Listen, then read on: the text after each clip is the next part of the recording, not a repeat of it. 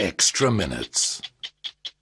When you were flying, tell me the symptoms you were suffering. And when I was flying during a contaminated air event, you'd feel like you'd been hit across the head with a baseball bat. You'd feel mentally slow.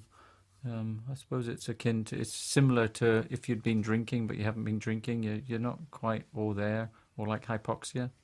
How often did that happen to you? Well, the thing about these events is that they creep up on you. You know, you can be flying the plane and you start to feel mentally a bit slower, and your colleagues a bit slower as well, because there's no detection system, so there's nobody to tell you when these events are occurring, and you just have to hope that you pick up that you're starting to make mistakes and then do something about it. Were there ever instances where you could smell fumes and then you had an instant reaction? There's times when you smell the fumes, but the really important point here is that when you smell the fumes, your ability to detect them is going very quickly. So literally within a few minutes, you may feel that the fumes have gone, but they haven't, and that's the killer.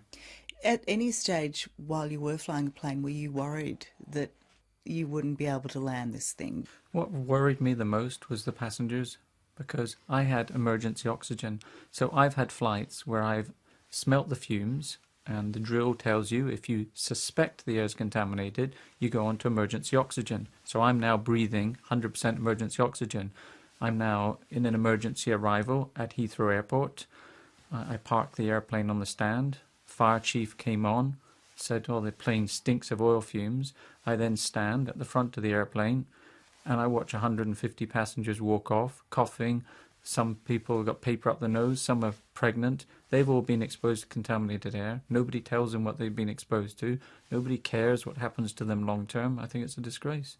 This is, many people call this aviation's biggest cover-up, and I think, why does the aviation industry not tell passengers what they're being exposed to? What are they frightened of?